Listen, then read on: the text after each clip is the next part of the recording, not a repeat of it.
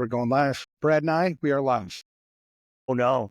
It's good to see your This is face. dangerous. I was hoping that, like, with age, you'd get prettier, but I don't think it happened. No, my beard got shorter. Yeah, why?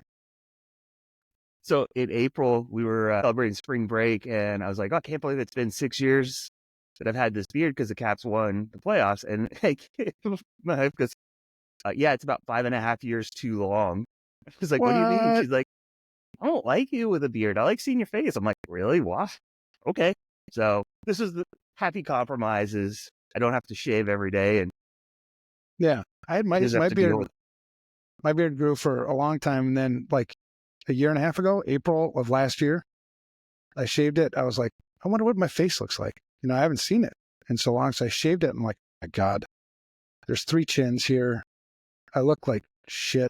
So I was at instant regret. I was trying to think of some way maybe to glue my hair and put it back on, but this isn't bad. This is only a year and a half. That's not bad. No. All right. Enough of that. So here we are. This is episode 13 of the InfoSec to Insanity podcast. And joining me is Mr. Brad Nigh, good friend, coworker. How long have you worked with me at FR Secure? Started in July of 16, so 8.5 years. 8.5 years. So 8.5 years we've worked together. We've done a lot of cool things together, done some projects together. We started the Unsecurity podcast. How many episodes is that? Almost 240, I think. Holy shit. So 240 over 230, episodes. I'm pretty sure. So we started that podcast because I wanted to talk with you. I wanted just a dedicated hour a week with you. We were so busy. We never got to talk. I was like, let's just jump on Zoom and then, Man, yeah, some of now those- it's a thing. Some of those initial, we're at 230. I had to look it up. We recorded, but yeah, some of those initial ones compared to, with lessons learned over the time. Yeah, those first ones were pretty tough. Oh, yeah, dude, they were terrible quality. But I don't know. I think this thing is probably terrible quality too, because the point isn't for me or you to be famous. It's not, how many followers can we get? Can we go viral? It's none of that. For me, this one is it's about mental health. It's about once a week, I sit down with somebody and I just talk about something. Some days, I don't know if you ever feel this way, but some days I feel like maybe I'm crazy because you see people doing stuff and you're like, why the hell would you do that? It goes against everything that I've said or everything that I've taught. And so then after a while, you're like, man, am I the only guy that thinks this way? So do you ever feel that? Yeah, there are some times when you're just like, yeah, I think so. It I helps agree me. with that. I was trying to think if there was a better way to say it, but you pretty much nailed it. Now, yeah. Well, so this podcast, so the reason why we're here is, we've been talking, we've been friends for a while. We've had, really intimate, conversations, because beyond being coworkers, work is one thing, but you being healthy, me being healthy, us investing in each other as people, that's got to come before work. I mean, what good are you to anybody if you're not healthy, man? Right. Yeah. I conversations with people and their employers, and you're just like, the way that some people treat others is just blows my mind. Yeah, it's sad, but I think that's what sets us apart. I mean, I think that's one of the things that makes FR Secure special is we actually do give a shit about each other. We love each other, and we're willing to take the time to invest in each other, ask how, you're doing, which led to a conversation. And I remember it like it was yesterday. There's certain conversations I have with certain people that just stick out in my brain. And when you took me aside at Hacks and Hops this last summer, and we sat together, just me and you, way off on the side somewhere, and you told me, hey, man, and the reason why you told me is because I've been, I think, pretty open about my sobriety over the years. Very much so. And you talked to me, and I was like a father moment, man. I mean, I'm not your dad, but I felt I was so proud of you because I was like, coming to that realization that you need some help, that alcohol, maybe not the thing for you. That was a huge moment. And then we kept talking and everything. And you check in with me, I think semi-regularly. You tell me, hey man, it's been 90 days. I'm like, hell yeah, brother. And then I was like, why don't we get on a podcast and just talk about this? Because somebody, there's going to be somebody that listens to this podcast who's going to be helped by this. I mean, that's why I'm doing it. Like you said in LinkedIn, there's such a stigma around it, and Fucking stigmas. somebody has to, at some point, somebody's got to do something to break the stigma, or at least stand up to it, right? And if we can help someone, you and I've been pretty open about mental health on security and speaking engagements and things like that. And so it's like, you know what? And it's funny, the timing it's kind of funny because about 2 weeks, maybe 3 weeks before you had said something about getting on the podcast, I had said, yeah, that I could go on and use some of the public exposure to talk about this and say, hey, and work on, helping others and giving back to the community, as it were. Yeah. I just seen the chat, Matt Goodacres here, gives you 90 days. Hell yeah. Keep it up. And I know Matt too, and Matt's been sober for a while. So congratulations to Matt. Congratulations to a lot of these people, because we don't talk about this stuff. The stigma is bullshit. And I think stigmas kill people. Mm-hmm. Well, because you think, nobody else will understand. I'm ashamed of this. Like, I can't share it with anybody because they're going to think I'm, worse. If anything, the fact that you confront yourself like that you face the mirror, makes you more of a man than if you kept running. Yeah. Well, so I guess it'll help. I'll give a little bit of background for me, just absolutely. Because it is a very new thing for me. You say new or nude? New. That's a bummer. I was hoping you said nude. No. Okay, go ahead.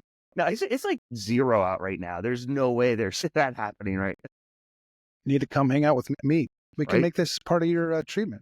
There we go. But so I'm a little bit of a different background and story than others, but I didn't really ever have a drinking problem. I didn't drink till I was 21.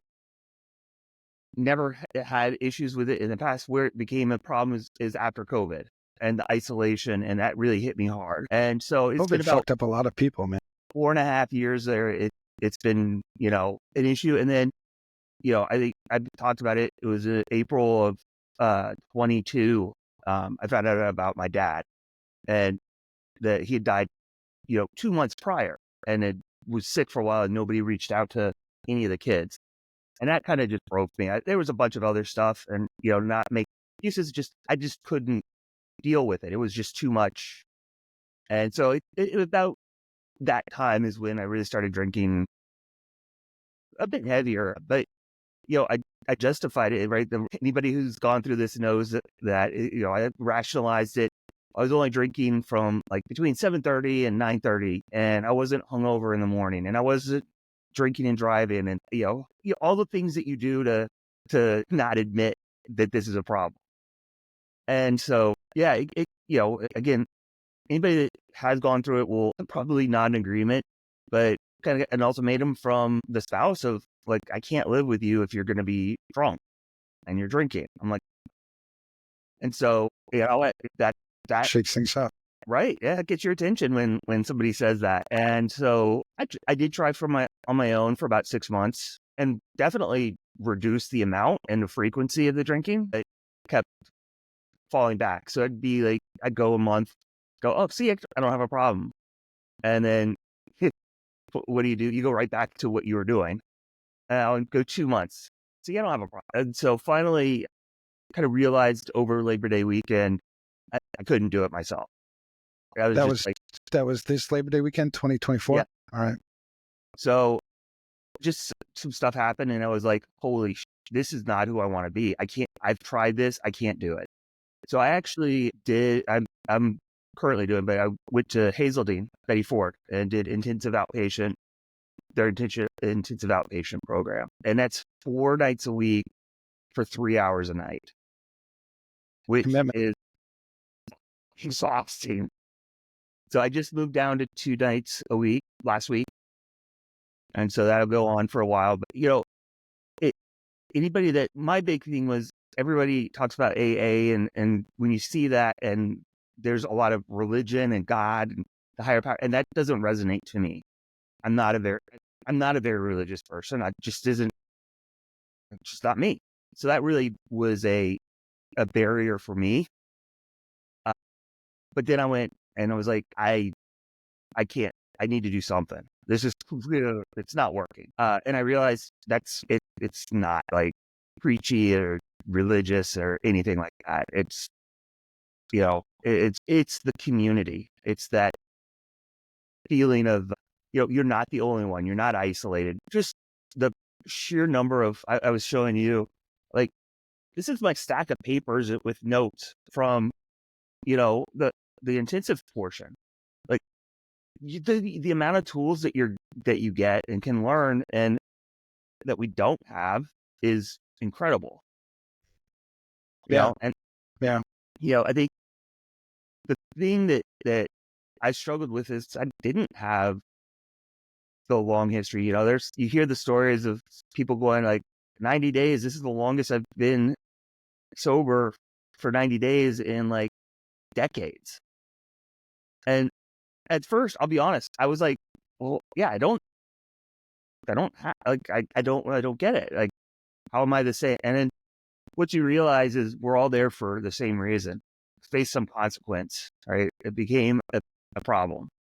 Yeah. And, and listening to the people, it's like, yeah, you can totally, like, you can relate to them.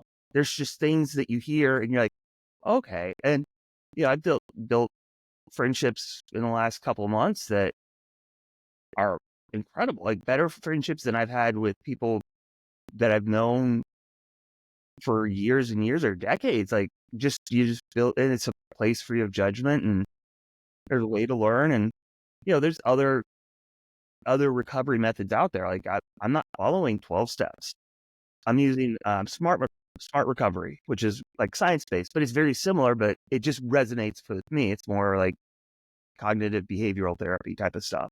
And so, yeah, there's a ton of tools out there that you don't know. There's, it's disease of shame and guilt and isolation, and it just spirals on itself. Yeah. If anybody had one takeaway from this podcast or anything, around mental health or addiction, it's the stigma is bullshit. The stigma is bullshit. Whatever you're thinking, it's bullshit. Yeah. That if you think that somebody's not going to care, or somebody, that you're weak, the weak people are the ones who don't get better. The weak people are the ones that just continue the cycle of destruction. The strong people are the ones who seek help. It's not easy to be vulnerable. No. I quit drinking. So it was August 2001, and it's a long story, man. I mean, I drank all the fucking time.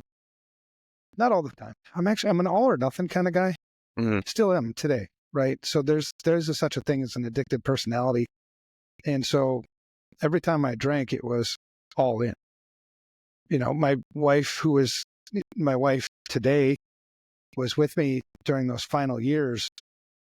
They were like the death throes of my, practicing disease. And I would spend $700 a night at the bar. I would drink a bar completely out of tequila and then have to go to another bar. I mean, it was so out of hand. I've been to jail 10 times, 4 DWIs, caused a lot of havoc, a lot of assaults, just guys, probably at bars. Usually it was around a pool game. Somebody was upset that, I was taking their money or something, but it was just complete fucking chaos. And every time something bad happened, this is what the addict does. The addict never takes responsibility. The addict always has an excuse.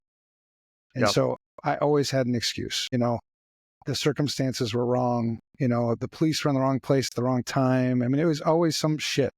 Mm-hmm. And when I finally changed, when I finally decided that I needed to get sober, was when I ran out of excuses. I had nobody else to blame. And that was, for me, that was truly a rock bottom. I was in jail again. I was wanted in 3 counties, one county for this current DWI, another county because I destroyed their park with my Jeep that I was driving, the other county for probation violation. So, I mean, it was a complete shit show, and there was no reason for it. And my father I was raised right. My dad taught me right from wrong. I grew up in a military household. My mom, 6 years in the Marines, my dad, 20 years. And my dad always taught me that poor choices have consequences. Mhm. And I was suffering a lot of consequences, as were anybody and everybody around me. So that was my rock bottom. When I ran out of excuses, I was in a holding cell with probably 8 other guys, and I'm laying on the floor bawling my eyes out because I finally fucking realized that I was the problem, that it wasn't anybody else, it wasn't the cops, it wasn't my ex, it wasn't my friends, it was me. I was Right. the damn problem. And I think that's so important, not just with sobriety, not just with being an addict, but with everything. Own your shit. Yeah. Yeah. I think, for me, the thing that really like resonates the most is they play speech. It's anybody who's been there knows it's like Tiger Tom or something, but he relates that to like alcohol or addiction to like a tiger. But it's like the thing that it is you have an abnormal reaction to alcohol. So for me, like I wouldn't get hangovers, which if you're drinking, that's fantastic, right? Like, so what? But the downside is you don't have guardrails that most people would have. You wake up with a hangover and go, shit, that was a really bad idea. So Yeah. you don't have that in place. And so, yeah, that's what made me go, oh, okay, I understand this now. It's not like it's an abnormal reaction or however you want to put it. Yeah. And I've learned. So in your 90 days, you must have learned, I mean, you showed a big stack of papers there. You must have learned a hell of a lot. so much. Like last night, we actually went through defense mechanisms, which is exactly what you were just talking about. Like the blaming, the denial, the projection, the rationalization, right? All the different things. And at the end of the day, what is it? It's dishonesty within oneself is what that is. You're lying to yourself. And yeah, I'd learned just, oh my gosh, I can't even, it's just so much. Right. Well, and yeah, one of the things as you continue down your path of sobriety is you'll start to attract similar people. Because since I got sober, and I relapsed twice, I mean, there's another story there, right? I mean, when you relapse, it's not game over. Winners pick themselves up, figure out what you missed, what did I, and I really kind of, like the last one, I was like, what the fuck did I do? I mean, what the hell? But an addict would have just not even done that, right? An addict would have looked for excuses and whatever. So the fact that you start thinking like that, I think that's a real healthy way. And then I kind of came to the conclusion that for me, the triggers, if I'm alone, I'm bored, and I have time on my hands, something's going down. Yeah. Yeah. So I just look for opportunities where if I'm alone, just keep myself busy. I can't be alone, bored, and time on my hands because Yeah. I'm going to get in trouble. I get You got that. your dog there.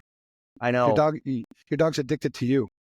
Oh my God. They like knew I was on or something and now they want to go out. But I think the big thing for me is the sober date, the day sober, all that. Yeah, I mean it's important, but it doesn't really drive me. Like I've done that. I've gone for years without drinking. It's never been a problem. Like I could say that's so, but it became a problem. And now what works for me, and everybody's gonna be different. There are absolutely people that is their motivation and that's what keeps them going. But the thing that keeps me going is focusing on today, right? I'm not going to drink today.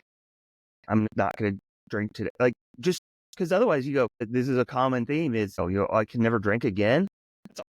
That's a big thing to try and shoot. You can't eat an elephant in one bite, right? This is what I can control. I'm not going to do it today. Yeah. And one of the things that doesn't work for me, because I was talking to my wife a few weeks ago and she was, I was telling her, I think about this episode or something. And I was, and she said, yeah, if you drink again, you're out of the house. And I looked at her and I go, that's not a motivator for me. Yeah. If anything, that's an anti-motivator. Like, I almost want to push you to see if that's actually what you're going to do. That's never been the thing that motivated me, No. was that somebody threatened me or somebody's like, I'm going to take this away from you if you drink again. It's like, let's see. So what motivated me was, I realized that I wasn't fulfilling like a purpose in my life. It was just chaos all the time. And I hate chaos. Addicts say that. And nobody loves fucking drama more than an addict. Right. And they say, no, I don't. I hate drama. Well, then stop causing so much fucking drama. Because one of the things I've, over the years, when people hear that you've been sober, is you start making friends like that. So I have a lot of addict friends. I have some of my best friends are addicts. And the cool thing is like an addict knows the game that addicts play. Right. So when they try to play a game on me, it's like, fuck you, man. It ain't working. No. Well, and like you said, they get it too, right? So, it's not like they're, like if you might tell somebody who's not, like, let's say, a parent or something, or a sibling, and they're going to like, oh my gosh, I'm thinking of drinking. Are you okay? Do I need to come over? What, and it blows up. I reach out to you, go, hey, I need to talk because I'm struggling. You're going to go, okay, hey, what's up? Right. And it's a very different reaction. Well, it's crazy too, because now, you deal with like people that will call you that have a child that's struggling. I get calls like that sometimes. Like, what should I do? Like I had one friend of mine, he's a CISO for a, respectable company, and his son got his first criminal charge, theft by swindle, I think he got. He wants to do everything he can to protect his son, keep him out of jail and everything like that. And he's like, what should I do? And I said, let him go to jail. Let him suffer the consequences. You don't realize how much, people, and I don't blame other people, but how you enable people like me, people like you. And it's not your fault that you do that, I think. But the more, even if you don't have an alcohol problem, you don't have a drug problem, you don't have an addiction problem, it doesn't mean you shouldn't learn about it, because chances are pretty good that somebody in your family, in your friend circle, somebody does have one. Yeah. And the more you know about it, the more you can help not be the enabler. Again, being an enabler, it's not your damn fault. It's the addict's fault. I always want to be clear on that, because, my mom, totally enabler.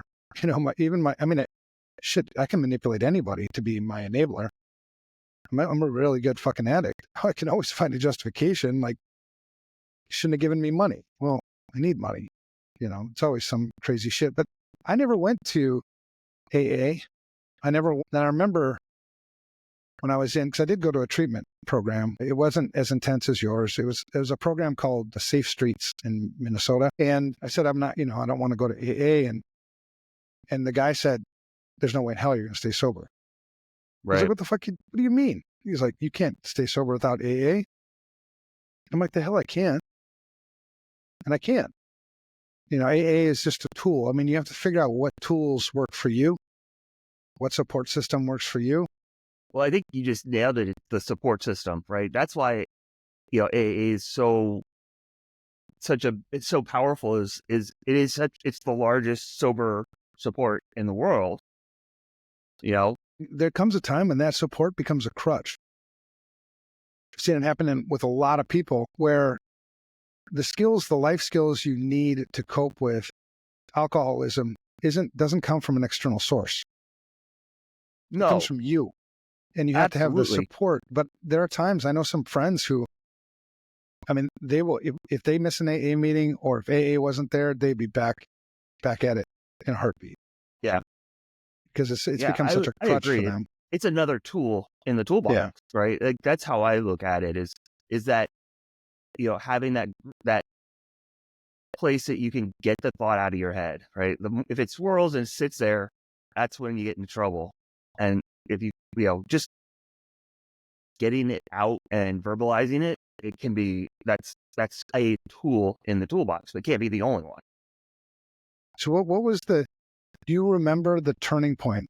Like when the light bulb was switched on for you, like, I'm going to take this serious and I'm going to go get help.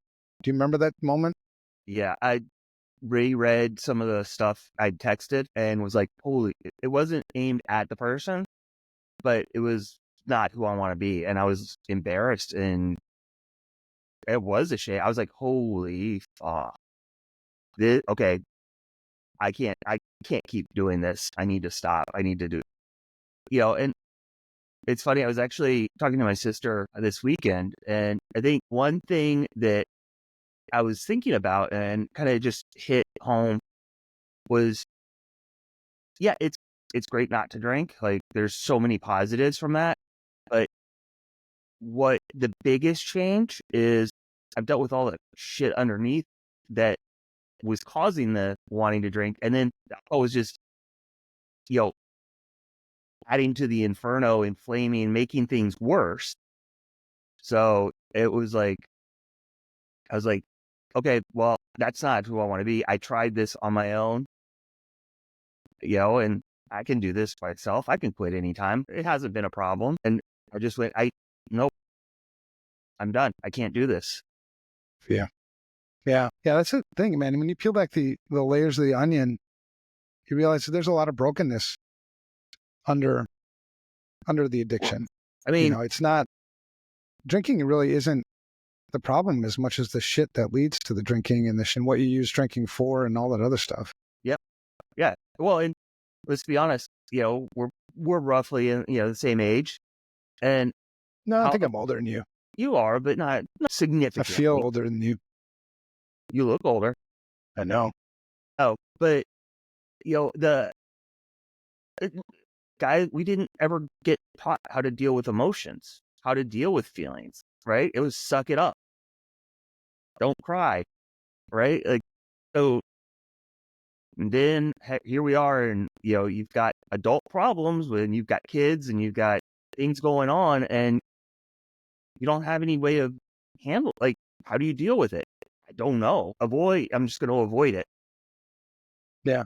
No, and that's the thing too. Like, I think another thing is, when you're stuck in the shit of addiction or, any kind of just bad shit, I think a lot of times, your mind will play tricks on you and tell you things like, I'm not good enough, or I've already fucked up too much. There's no way I can get out of this, or, I ruined my life, whatever. Mm-hmm. And so, that negative self-talk just, I think, feeds the beast. Oh yeah. And the fact of the matter is, I told you I've been sober for 23 years. So I got sober at 30, in and out of jail, all that stuff. It wasn't too late, right? I haven't even been, because if you look at, I live in a flipping beautiful house. I got a beautiful wife. I got 4 dogs. I got 5 kids, 8 grandkids. I got a beautiful business with wonderful people. No, it's never too late.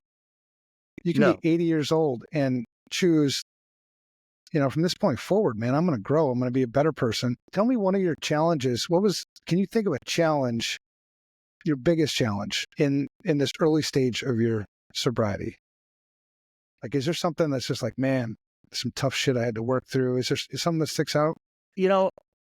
So when Katie kind of told me, like, hey, I guess, kind of an ultimatum, right? I really started working with my therapist on some of that stuff. And I was open with her and honest and told her what was going on. And so I worked through a lot of that prior to going into this program. And, the hardest part for me was being alone with myself, not being lonely, but being alone with myself, right? Because when you're using, you're not there. And so there was a lot of, I see, the other thing was like learning how to meditate, and that really helped me. But there was a lot of time I would go and meditate over lunch and just end up crying because I was working through stuff that was really painful and really hard, and just kind of like processing things that I hadn't dealt with. Yeah. And so learning to let's say, learning to embrace the suck, right? Yeah. Yeah. Life isn't always great. Things happen, but you gotta be comfortable with yourself and who you are. Yeah. I think did you have any, you didn't have any withdrawals because you didn't drink that much, right? I mean, it was, your drinking was just out of control in a different kind of way, right? Yeah, I was drinking 6 to 8 drinks in a 2-hour window. So, a good amount. And on a regular basis? Oh, Like, yeah. okay. So you might have, did you have some withdrawals then? Really, the only that I really had was I was kind of sweaty for a couple of nights. Okay. Yeah, So, I would wake up in the middle of the night, not even realizing it. I would wake up in the middle of the night and eat an entire box of Twinkies. Yeah, because the blood sugar was so fucked up. oh, wow. Yeah. And, Marlos would get up in the morning like, withdrawals. Yeah. So that happened for a while. And then, I was always looking for advice. I mean, you get to that point when you realize that you are actually the problem. Mm-hmm. Like, and I think maybe different people have a different rock bottom, but that was my rock bottom when I ran out of people to blame. Yep. I had no other excuses. And then I'm at this like desperation mode. I'm like, fuck, how do I do this? I've been drinking for so long. And so I'd ask around and I got a really good piece of advice that I've shared lots of times. It was this old timer said, you only got to change one thing. Yeah. I was like, and as an addict, I'm like, addicts like one thing. We like easy buttons. And they're like, well, I'm like, what is it? What is it? He's like, everything. I'm like, fuck you. Everything? Like, you totally reeled me in on that. Like, what do you mean everything? He's like, everything. Your habits, the things you do for fun, your friends. I'm like, whoa. Friends? Because, yeah, you need to get rid of your friends. I'm like, no, I'm not getting rid of my friends. And so, so I called one of my friends later. I don't know if it was the next day or something. And his name was Doug. And I'm like, Doug, I'm done, man. Can't do this shit anymore. I'm hanging it up. I'm not drinking anymore. And he said, give it 30 days. We'll see. You'll get back out there with us. And that's when the old man's wisdom, hit me like a ton of bricks. It's like, yep, I need new friends. I want to go back to the toughest thing. Because I was, you kind of caught me a little bit off guard with that one. And so now I've had time to think about it. Yeah. I think the toughest thing is realizing the lost trust of loved ones and then having them go, the kids get triggered and go, oh my gosh, she's drinking again. When that happened, I really spiraled in that, why the fuck am I doing all this work, trying so hard, putting myself through this if they don't believe me? And then I stopped and was like, wait a minute. Yeah, of course they don't can believe me. I lied for the last 2 years. What would they believe me? Like, it's been whatever amount of time it's been, I think maybe like 6 weeks, whatever it was, right? Well, of course they're not going to believe me. It's going to take time to earn back that trust. So, duh. And that's one of the things I've learned with relapsing too. I don't pray. I pray that nobody ever has to go through it. Again, it's not the end of the world if you do. Usually you don't see it coming. It just happens. Yeah. I didn't plan it. So but all that trust that I had built up by being sober for that long, that track record, throw it all in the garbage. You gotta rebuild it again. One night. And it doesn't seem like that. It may not seem fair, but yeah, one night gone. You have to build it all again. Yeah, we actually talked about this last night. So perfect timing. Look at me being all like, pretending like I know something. No. You do know something, dude. We were talking about like relapsing and what does that mean? And one of the things that the counselor was saying was that the relapse starts before you have that first drink. So you're walking down your path and you veer. Okay, so you're starting to, maybe it's the behaviors are changing. You have a chance to fix it, catch it, right? So, in my case, it's, feeling like I'm getting complacent. Like if I'm doing great, things are going well, that's when I need to go, whoa, slow down, pause, like re-examine, because that's where I get myself into trouble or had gotten myself into trouble over the past, trying to do it myself is like, hey, I'm doing great. I haven't had a drink in 6 weeks. I've got this. There's no problem. And then like, whoop, Yep. nope. Well, that's So, another thing about addiction. I mean, you can't control it. You cannot control it. So if you think that you can, I mean, I've story after story after story, friend after friend after friend. You know, I was just talking with a work friend who has a husband who had been sober for a while. And he thought that he could have drinks again. He thought that he could, you know, he's older now and he's got more wisdom and he's more controlled and whatever lies you tell yourself. And sure, it went well for a little while and then right back to the same bullshit again. the thing that really hit home for me is because to me, if I go, I'm powerless over this, well, why fucking try? So what works for me is I can control whether I have that first drink or not.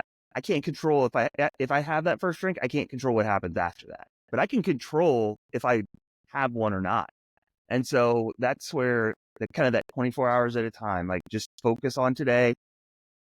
It doesn't seem as big. It's not as scary. It's manageable. And that's what's important is not feeling powerless to me. Like I can't control that I've got this, but I don't have to let it control me.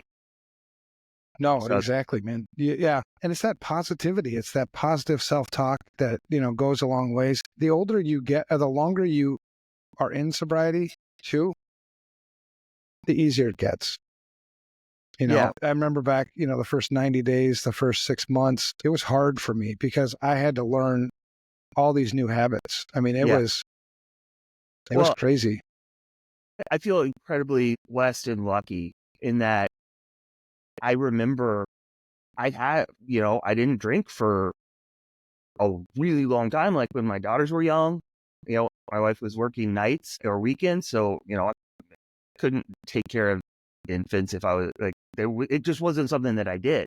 So I have that reference point of what it's like without the alcohol to go and motivate me to be like, right. I remember like, you talk to like some of these people that's all they've ever known. I can't imagine how much harder that would be. I know how hard it is for me, and I have a positive reference point of saying like, right, it can be good. Like I can do this. I remember all the hobbies that I used to do that I quit doing because I started drinking. I enjoy doing these things again. Gosh, how Right. weird. Yeah. No, it does. It's a totally different way of life and it's better in every sense. I can't think of anything that was better in my life when I was drinking versus now. No, You know, it's everything's no, and better. that's the thing. Like, and I knew it was a problem. Like, I wasn't fooling myself. I was like, I shouldn't be doing this. I'm drinking too much. Fuck it. I had the one and then it was over. And going back to the withdrawals, I think probably part of it too is I did realize kind of last October-ish time frame. I was like, okay, I do need to cut back. So I was down to, maybe 2 or 3 drinks, 5 or 6 days a week, which is still not healthy, but it was tremendously less than what I had been drinking. So I did kind of slowly taper myself down. And then, so I think I got, a little bit lucky in that. Because Yeah. See, I think, mine just got worse and worse and worse and worse and worse. There was no controlling it until, yeah, just everything came to a head. It was like running into a brick wall. well, that was how I justified not having a problem is I didn't drink after 9:30, period. I didn't drink before, a certain time. How did you have self-control to do that? That was my justification that it wasn't a Yeah. problem. So yeah, I I'm going got to it. live with those are my rules. That's my rationalization that I don't have a problem. I don't drink See, after if I this would have time. tried that, I would have been like, I would have just justified that next one somehow. I would have been like, I'm not going to go to the liquor store after 9:30 or, you know, I mean, I just make up No, something. that was my rule. And That's I'm, cool. and I think part of it maybe is just well, maybe a little compartmentalizing it into like, okay, this is my time, but I think when I started going, okay, well, I'm not going to drink between this and the time I started drinking started to inch up earlier to about 6, and then the kids were awake, and that's kind of when I was like, oh, okay, this is a problem. I shouldn't be doing this, and I was sneaking and hiding it, of course, right? So but you're amazing to me because you had the self-awareness. I don't think I didn't have any of that honest talk with myself. I just was like, Oh, I knew I was fucking up. There's no like, well, yeah, I did too, but I never confronted it. I mean, I completely ran from it. and I was always the antagonizer too. I mean, people loved me at the parties and at the bars because, I was the guy that was riling people up, and I was the guy that I think when I got sober after a little while, I think I realized that I think the real reason why they invited me to the party was because it made them feel better about themselves. I think I was so much more drunk than everybody else that you could say, well, at least I'm not that bad. yeah, I mean, I think it made people feel better that I was there.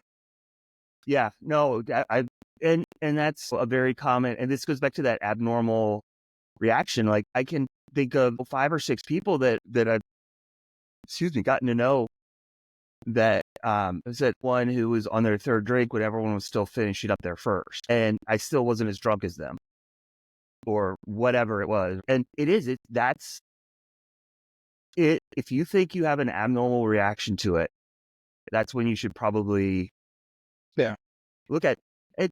And have you had people ask you if because I get asked it, and maybe it's just over the years as more people learn that you're sober, I get asked, like I said, hundreds of times if I think they have a drinking problem. And it's the same answer every time I ask. And it's just, it doesn't matter what I think. Yep. So I haven't really gone super public with what I've been going through. So it's kind of a big splash way. Go big or go home, right? I'm so proud of you, man, because when you get that shit out in the light, then well, again, and I would say that's one of the biggest tools, actually. One of the biggest tools is being open and honest and just sharing that shit. And being vulnerable. It's such a hard thing to do. It's not a weakness, man. It's such a huge strength. Well, and that's one of the things. You can't heal until you're vulnerable. You're not gonna recover. You're not gonna be successful if you're not open and vulnerable. With yourself, you have to be brutally honest with yourself, and it's gonna suck. Let's be honest. It sucks. It gets better though, because then you start to realize that. Yeah. Like, we were talking about dealing with guilt and shame and some of those feelings, and I was like, yeah, it's gonna be tough. It's gonna suck. It's horrible, but I feel like such a better person. I'm such a better person today than I was a year ago. Yeah, for sure. And I feel a lot of people get caught up in this. Like, I had a pastor who told me once, and I know that you don't have to be religious to get the meaning behind it. But he simplified guilt and conviction to me. He said guilt comes from Satan, conviction comes from Jesus. And then he went on to explain it, because guilt tears you down. Guilt is the negative self-talk. Guilt is the thing that reminds you of all your mistakes that you made and that you're not good enough to be better and all this other bullshit. That's guilt. Bad. Right. Conviction is, yeah, I fucked up. Own it, but I'm going to be better. I'm going to learn from this, and I'm going to grow. I'm going to be stronger. And so, that helps me. That's a tool that always helps me, because when I do feel guilty about something, I'm just like, fuck you, Satan. Yeah. So I'm going to let my dogs out because they are actually going to break the back door. How long is this going to take, man? Because I'm going to be sitting here awkwardly. 15 seconds. All right. So good to talk to you guys. Don't drink. Well, drink if you're not an alcoholic. If you are an alcoholic, don't drink. It's pretty simple. Okay. Okay, Brad's back. Thank God. That was super awkward. Two 85-pound dogs like jumping at the sliding glass door. I was like, okay, this is going to be a problem. No, I don't need a broken door when it's going to be 5 below tonight. Well, it's such a the guilt and conviction. Mm-hmm. If you can recognize that in your journey, whether you use the Satan Jesus thing or you use whatever, right? Being able to recognize the difference between guilt and conviction is huge, because as soon as I start feeling the guilt thing, I'm like, fuck off. I own it. I made a mistake, admit, make amends, do whatever I need to do. And then I'm going to grow from it. I'm going to march forward. I'm not even thinking about that shit anymore. It's over. And that's why I don't like when some people say once an alcoholic, always an alcoholic. In some respects, that's true, but in mostly it's like, no, man, I'm not tied to that shit anymore. I learned so much. I'm not that same person anymore. No, absolutely not. Yeah, It doesn't mean I can drink. It just means that I'm not that guy. right. Well, and it kind of goes back to like, the sobriety and a relapse. It doesn't mean you start over. You didn't lose all the tools and knowledge that you had gained over the whatever 30 days, 90 days, 10 years. You just made a mistake. It happens. Well, the thing that's way different from those times too is it's like immediately I'm thinking about the people that I hurt, the people that I let down, as opposed to, when I was just getting sober, or when I was, actively drinking, I didn't think about other people. No. I didn't give a shit. What, I mean, it was the most selfish people in the world are addicts. Yeah, it is a very selfish Super. disease, and again, it's isolating, and then you get the shame and the guilt, and then isolation, and it just builds on itself. So let's talk about some parallels between sobriety and cybersecurity. Let's get creative. Okay. So how addiction and technology, because I think a lot of people are addicted to technology.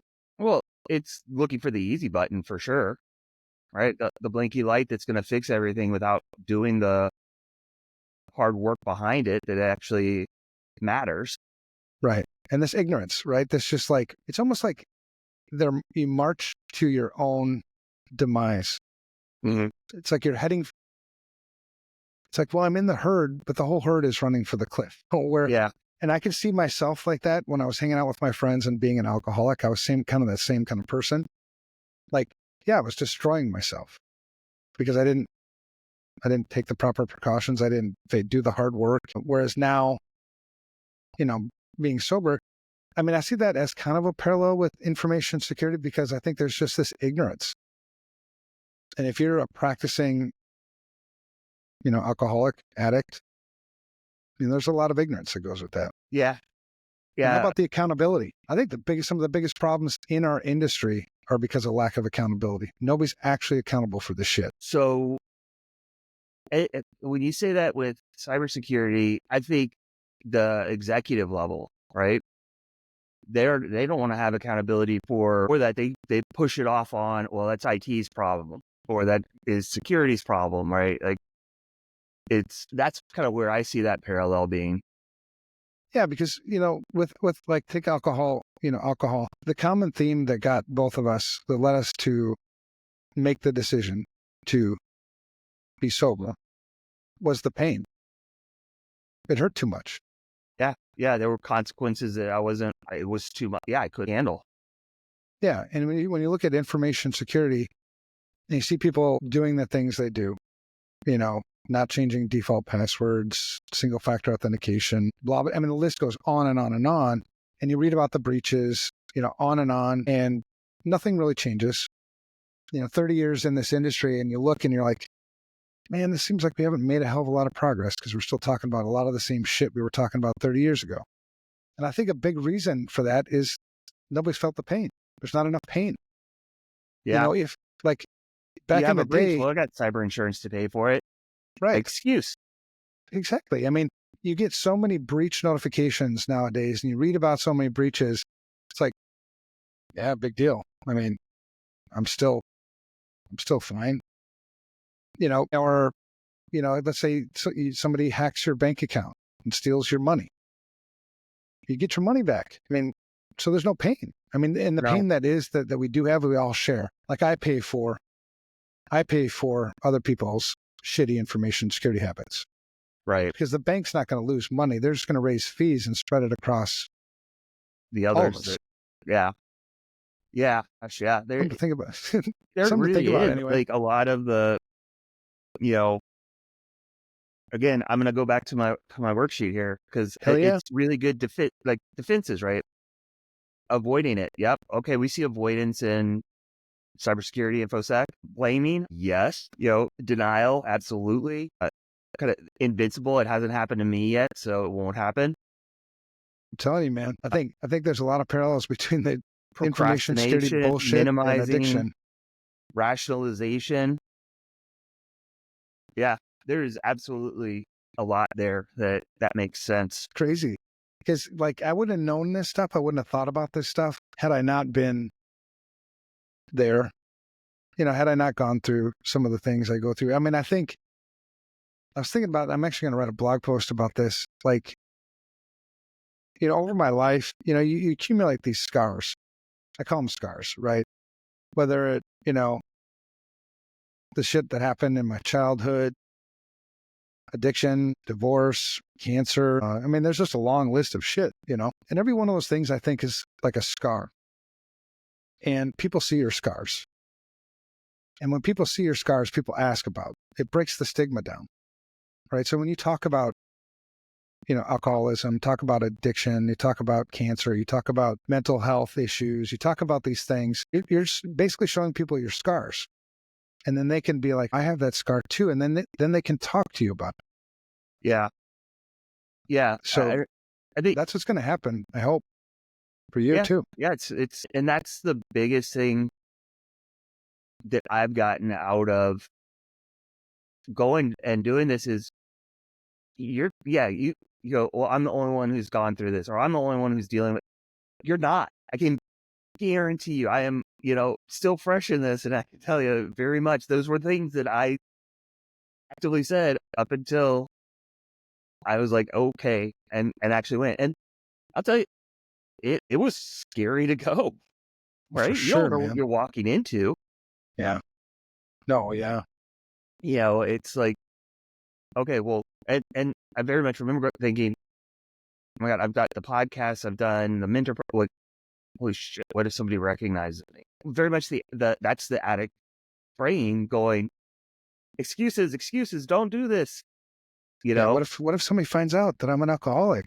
right? And in one of the first meetings, our first couple of weeks, somebody had said, it was like, I finally went to my first, AA meeting, and the reason he finally was able to go is he was talking to somebody who had been going for a long time, and he said the same thing, like, well, what if somebody recognizes me? And the person that had been going for a long time goes, you'll be surprised at the people you recognize. It's like, True too. Yep. and it kind of goes, it kind of hits home.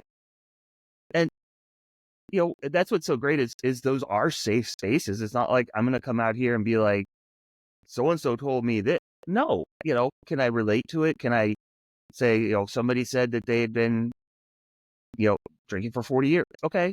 I'm not going to give anything away, but it helps me.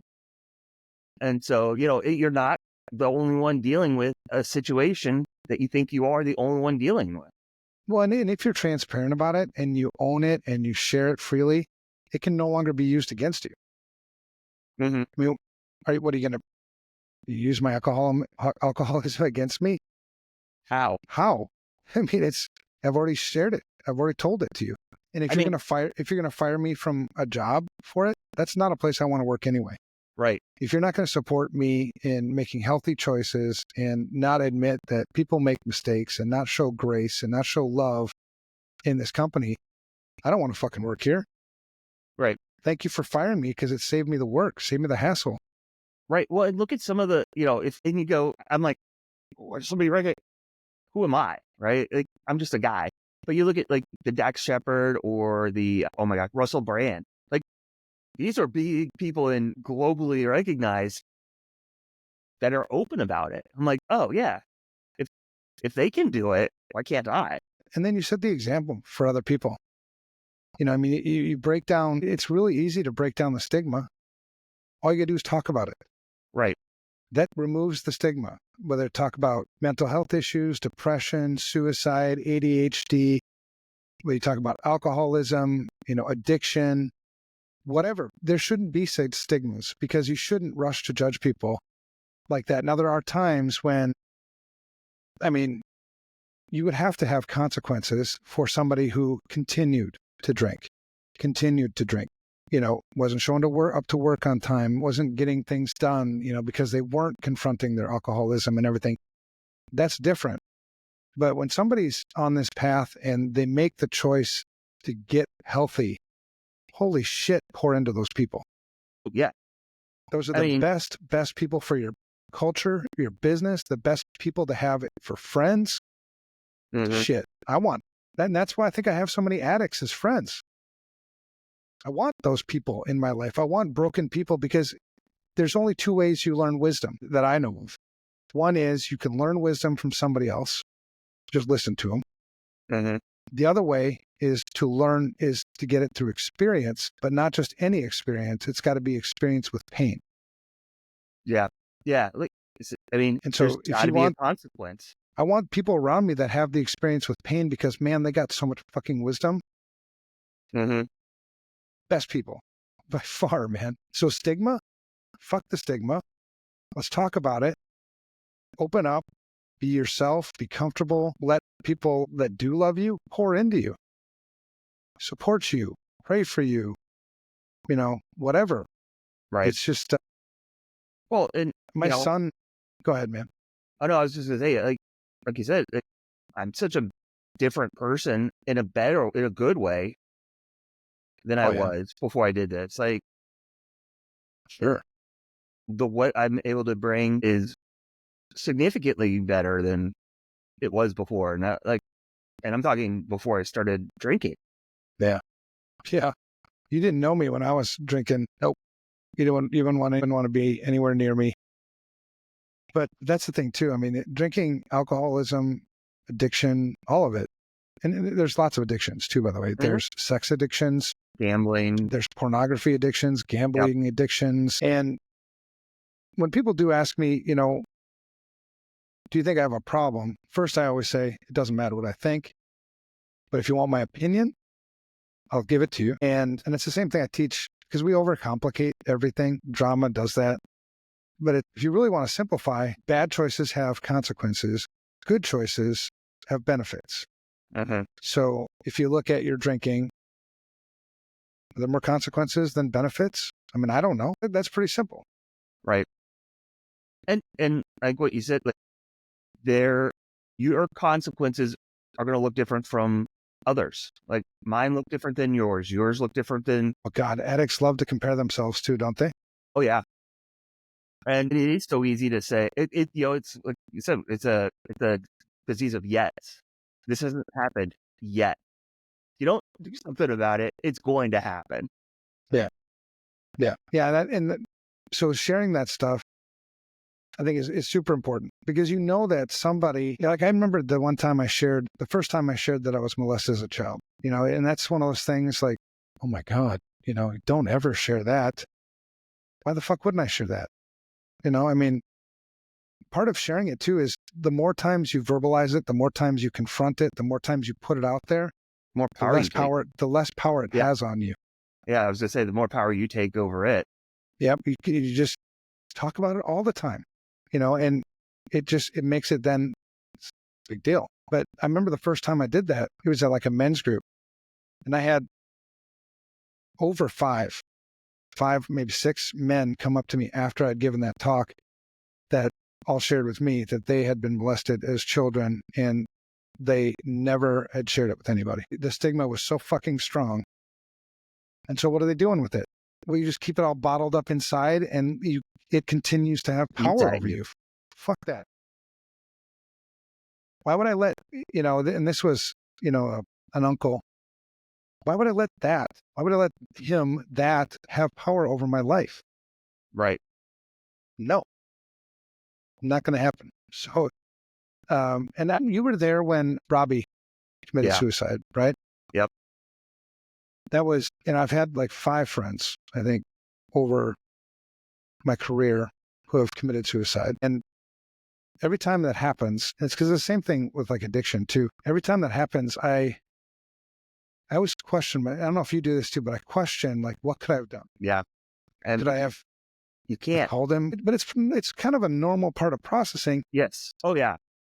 And Did so I miss I the came to the signs? conclusion that the one What thing did I I can miss? always do is I can talk about it. Mhm. I can make a safe place for people to talk about it. Yeah. Yeah. Absolutely. Yeah. I'm here. I'm not going to try and solve anything for you. I'm here to, like I said, I'm here to get it out of your head. And I'm here to love you Sometimes that's all it regardless. I'm takes. What's here that? to love you regardless. Right. Yeah, You exactly. know, I don't love Brad because of his super elite information security skills. I love Brad because he's Brad. And I actually, to be honest with you, I love Brad more now than I did before because it's the real Brad. It's not a fake version of Brad. And that's the kind of, when you get to that raw shit, where you just can talk about these things, not be judged. My son works as a police officer, or he did work as a police officer in Lenexa, Kansas. And during the COVID shit, Mm, they had the George Floyd and, all that right. stuff and defund the police. And I know my son. He's a beautiful human. I mean, he's got such a big heart. I mean, he's the kind of cop that I'd want to have. I rode, he just bought a new bike, this during COVID. And so I rode my Harley down. I was like, let's go for a ride together, man. I'll ride from Minnesota down and I'll stay for a couple of days. But what I really went down there for was I wanted to check in, like, how is your mental health? Right. Because and his wife works as like a emergency room nurse or something. Okay. So it's like, those are two really high stress places to work, Right. man. Yeah. Especially during that time. Man. So I was like, tell me, how you doing? He's like, well, it's tough. And I'm like, so do they have any resources for you? He goes, yeah, but nobody uses them. I'm like, why doesn't anybody use them? Can't be weak. He's like, you go on your record. I'm like, fuck. What? So they're going to hold that against you if you go get mental health. Right. Like, hey, I'm Fuck. doing something to make me a better person. Shame on you. Like, They should give you a fucking medal for that.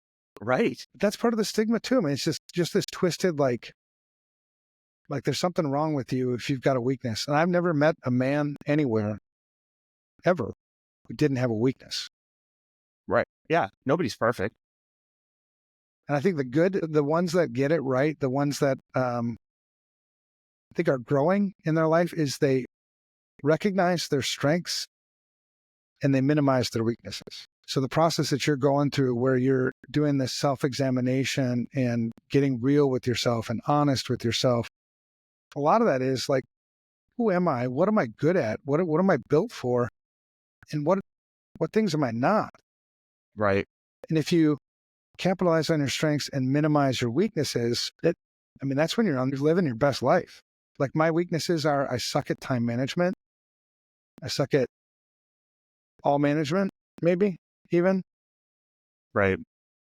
ADHD, I'm not good with money. So I understand that those are my weaknesses. And instead of trying to work on my weaknesses, don't try to work on your weaknesses. Work on your strengths, minimize your weaknesses. Those are some of the wisdomy things that I learned in going through my own, addiction shit.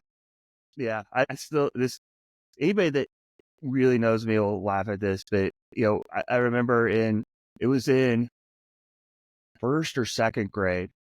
My mom took me in she was trying to get me into the gifted and talented program. And so took in for the testing for, the IQ and all the different stuff. And the way she tells it is, the psychiatrist or whatever the title was came out after the test. It was like, why didn't you tell me he was learning disabled? You have to tell me that. It changes the test. And she's like, what are you talking about? Turns out I scored for organizational skills at that level. Now, I didn't know this until I was in my 30s, right? Like, it wasn't like she told me this right away, but I always struggled with that. So if you look at like how I took notes in school or how I do, there is a very structured way, because if I don't do it in an exact way, because that's my weakness, it's chaos. That's interesting. Yeah. So like, yeah, anyway, even whether I'm writing it down or I'm typing it out, there is a very specific way that I take notes for things because that's how I have to do it for it to work for me. Yeah, they thought I was dyslexic when I was younger because I can read backwards and I switch letters around just for fun, So yeah, I do that with my wife too. Like when she says she wants to have a discussion, I'm like, you want to have a dick suction? I just do shit like that all the time, and yeah, I don't know if that's probably some kind of learning disability. I don't know what it is. I don't know. I know it drives my wife and the kids absolutely insane because I'll be doing something and they're like, "Are you listening to me? Did you even hear?" And I'll recite it back like verbatim, and they're like, Yeah, that's awesome. "That's so funny." So, what kind of things can we do more of in our industry, or do you feel like we're doing it right? When it comes to talking about mental health, when it comes to talking about high pressure environments, burnout, No, alcoholism. Okay, more we're work not. to I do. don't think we're doing it right. Like there is, it is a very much a culture thing in IT and security. Like it's very high pressure. You have to be on. If it's a very thankless job.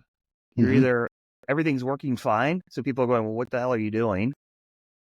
Or it's broken, and they're going, "Why the hell haven't you why isn't it fixed yet?" Right? Like there is no happy medium of any sort of thing. So yeah, I've seen it. There's obviously the cult. I'm sure this goes across other industries too, but I mean, the amount of drinking at conferences is just insane. Yeah. Well, I was an outcast at a lot of conferences that I go to because the people I was there with were all drinkers, Mhm. and I'm not. So I would just go back to the hotel. And Right. everybody was respectful about that. It was, I never felt pressured. Nobody ever like, come on, come on. There was one guy, he was a Ukrainian, but he was a customer. He was weird.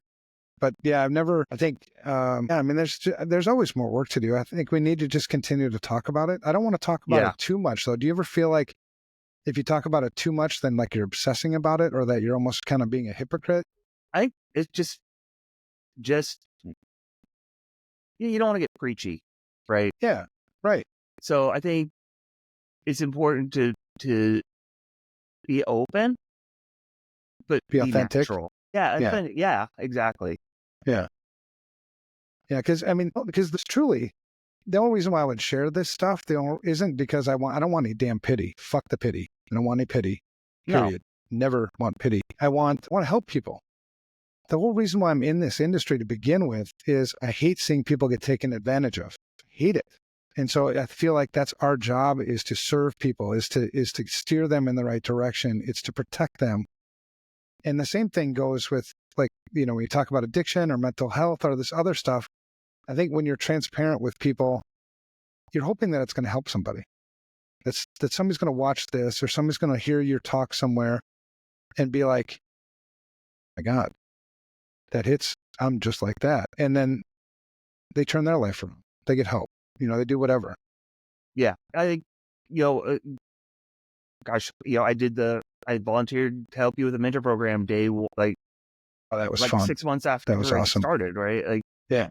and it was my whole thing with that and the podcast and speaking and all is the mentoring is giving back and helping in a way that I wish I had maybe some of that coming up, right? Where I didn't have some of those mentors professionally to give advice and help out. So yeah, if I can help you from, like you said, my scars can teach you something. Why wouldn't I share that? Why would I keep that to myself? And that's the thing too, because one of the things you said before when we were talking about this podcast or this episode was like, well, I got 90 days in. I only have 90 days. And I get where you're coming from on that. But one of the things I think that's really important in life too, and really important in sobriety and all this shit is respect. Respecting somebody else's perspective, right? Every perspective is valid, right? Because a person's perspective is their reality, right? And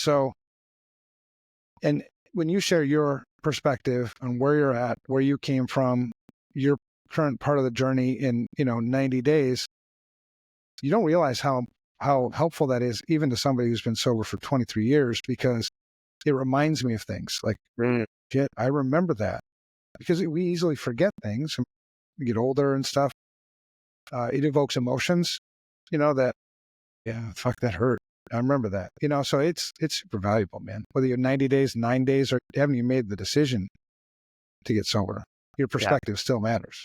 Well, and thank you. Yeah, it was definitely something where we talked about it, and then I was like, yeah, sure. And then I completely freaked out. I was like, holy shit, imposter. It was totally the imposter syndrome that we've talked about within the industry. And it wasn't until I talked to the group about it before I even told you that. I was like, well, all right, let me talk to him first, because I don't know if I, should I even do this? And, they were like, no, that would have been super helpful for somebody getting started to know, hey, you can make it a couple of months. You can do this.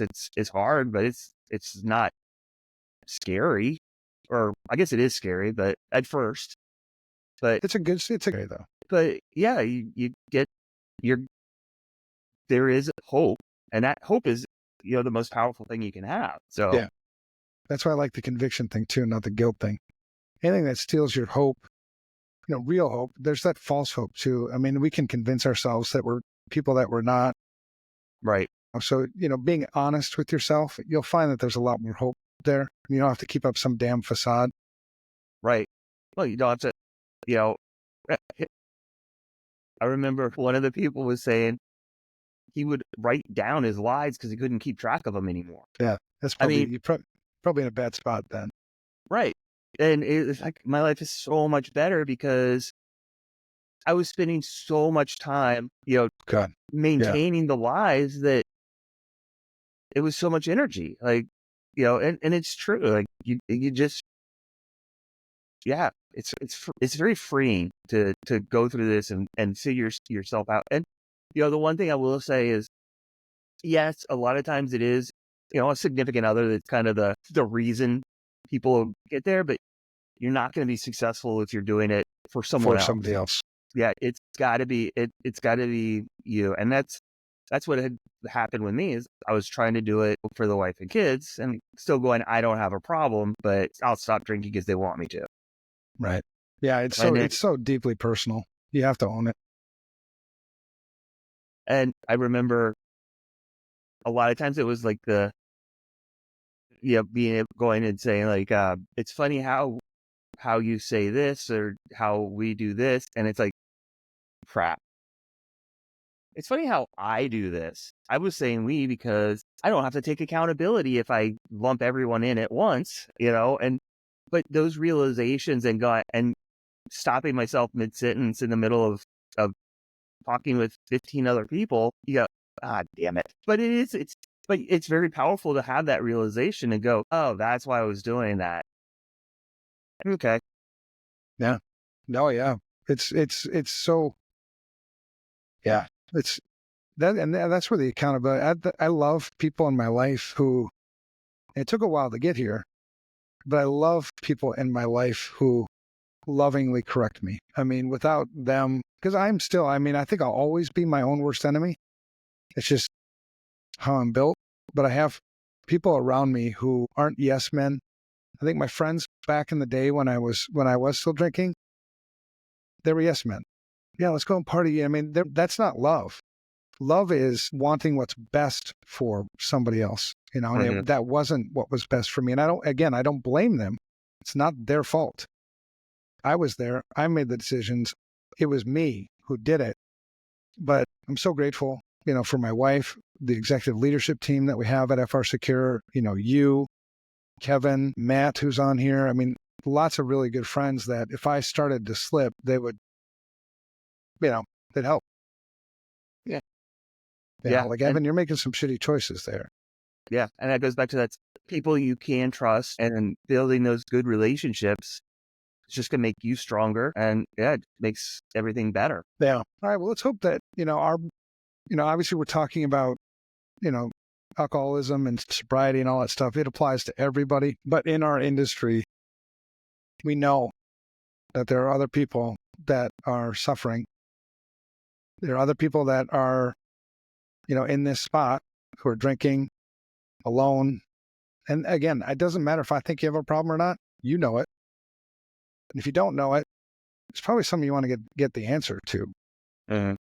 And hopefully we've laid a little bit of foundation here where you can feel comfortable. You're not alone. There are people that still love you. There are people that can separate alcoholism from the person that's inside. And I think there's a lot of people that would love to see you get healthy, provide some support for you. One thing that is important to remember too, and this kind of came up when I was talking about, triggering your loved ones.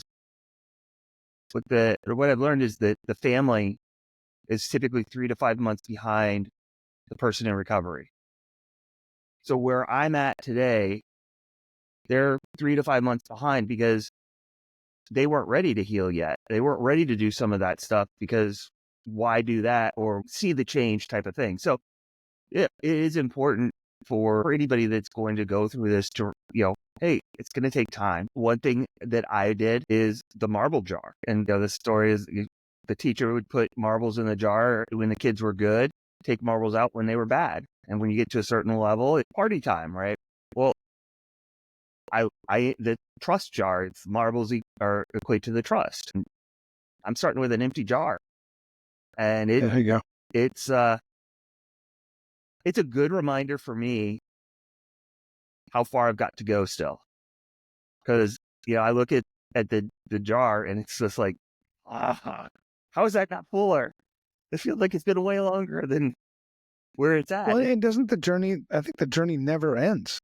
No. And that's the thing. You're always growing. I mean, the thing when I was a practicing alcoholic is I wasn't growing. Mm-hmm. I was a hardcore drinker, probably from the age of 15 to the age of 30, like really hardcore. And I think my body aged physically, but I think my mental age, I was still 15-year-old. Oh yeah, I got you. And so, like, yeah, I mean, that's the cool thing about, I think, recovery, because the recovery itself, that word has a stigma. When you use the word recovery, it's like, what it is it's just a journey. It's a journey of like self-discovery and I do it now with a clear mind. Yeah. I think better than I've ever thought before. I was like, it's kind of strange. I actually remember the end of games now, watching this, whatever, weird. Yeah. I remember what that's like. Yeah. Cause those habits you're learning in your treatment stuff, those are life skills, man. Those are things that if you continue to practice that, it extends way beyond sobriety. I mean, so like one thing my daughter was freaking out about something that was coming up. I was like, 10-80-10. And she's like, what the heck does 10-80-10 mean? 10% of your effort and time in the past, 10% in the future, 80% in the present. If you find that balance out of whack, you need to slow down and recenter yourself. That's a good skill. It's a good piece of advice. And that is a life skill. That's not yes, that is very important in recovery, but it's just a good life skill to keep in mind. Like, why am I spending all of this? I mean, it's spending 80% of my processing power worrying about something that may or may not happen, that I have no control over. Right. That's it. You can control you. It reminds me of like early on in my marriage to Marlis. I didn't know. Obviously I wasn't a good husband. I thought I was being a good husband, but I don't think I knew what a good husband was, to be honest. So we went to counseling, and I was like, all right, let's figure out what's up. So, and I would have never done that had I been still drinking, by the way. You just don't have that mentality. So, I go there, and after the first session, she's like, so, what did you get out of it? And I was like, well, one of the things I got out of it is I'm not going to work on our marriage. I got to work on me. Mm-hmm. I can't work on our marriage. I don't even know how to work on our marriage, but I can work on me. I can be a better me. I can be the best me I can be. And if you're still here, awesome. If you're not, I'm still the best me I can be. I can't blame you for that. So I think there's a lot of wisdom there when you deal with addiction too. You can't worry about other people. So if my family is 6 months behind me, that's good to know. Part of me being a better me is to be supportive, show grace, love, all that stuff. But I can't own it. I can't own them not accepting it. I can't own them not healing themselves. Because I think that can lead you right back into this. Yeah. It's Right. like, what's the use? You're never gonna fucking trust me again. I mean, fuck it. Yeah. Yeah. And a lot of what, that is taught is those tools of that, and like little tips and tricks, right? Keep your side of the street clean. You can't keep someone else's side of the street clean, nor should you be expected to, or should you expect to. You can handle what is your side. Yeah. Yeah. I mean, I can't even clean your fucking street anyway. I mean, I can't clean over there anyway. Right. I'm hard. It's hard enough keeping your side clean. What are you doing trying to keep someone else's clean? Right. Yeah. Yeah. That's good advice. So what piece of advice do you have for anybody who's listening to this? We'll start with a couple of different ones. We'll talk about what advice would you give to somebody who is questioning whether maybe they have a drinking problem? I would say take the leap. There's plenty of virtual meetings, either AA or Smart Recovery, or there's several other ones. Those are the two that I've done. And Smart Recovery really resonated for me. But just go and listen. You don't have to be a confirmed alcoholic to go to these things. I don't think so. Yeah, I don't think so either. But if you think you do, go and just listen. And if you find yourself going, yeah, maybe take it that next step. Virtual is easy way to get in. It's a lot less scary because you can pick one that's not near you. You can put in a fake name. You don't have to turn on your camera, but go and listen to the stories and see if it resonates with you. Take the first step. If you go and go, yeah, no, then you lost an hour of your time. Yeah, well, and yeah, I think that's great advice. I do. I think explore it, right? Because that's another thing, because the more you stay in sobriety, man, the more people are going to find out about it, the more people are going to come ask you questions about it. Yeah, that's the thing. That's the other thing is every single person that I had told up till now, and I told probably a dozen or so people, which is, that's a big number when you're just starting. One person's a tough number when you're starting.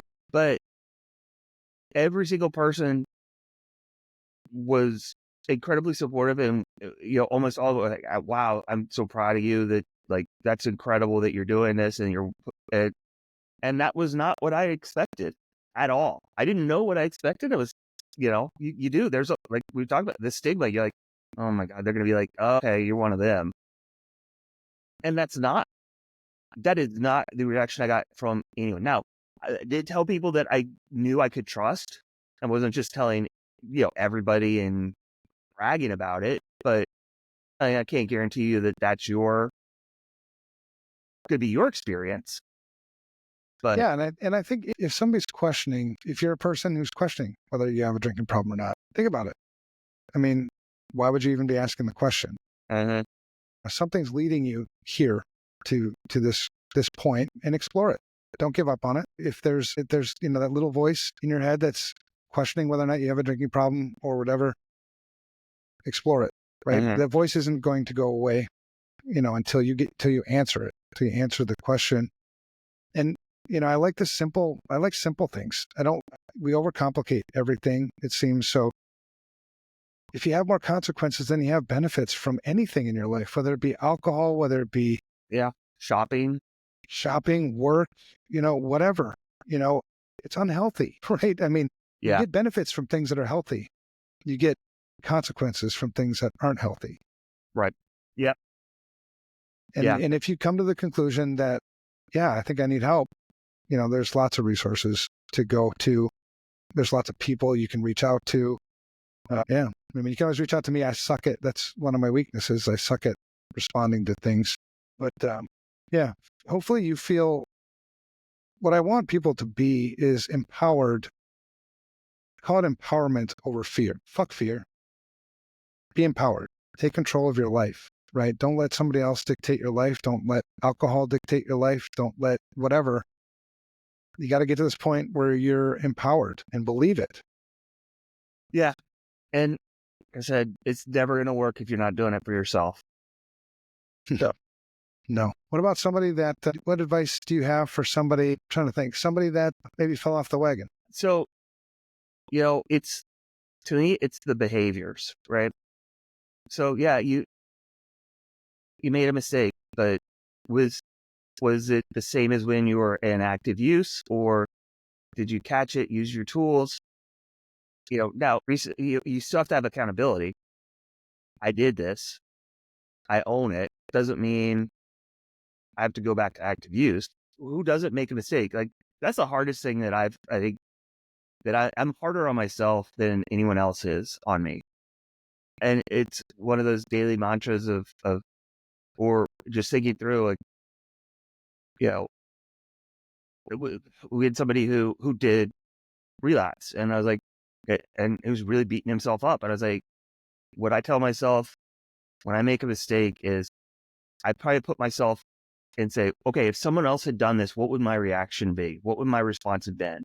And it's always going to be, hey, don't worry about it. Get back up. You're here. You're working on it. Great job.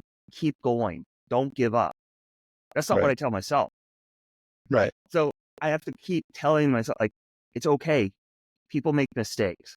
Do you learn from the mistake? And do you continually repeat the mistake? Or do you move on? And so, learn from it and move on. Yeah.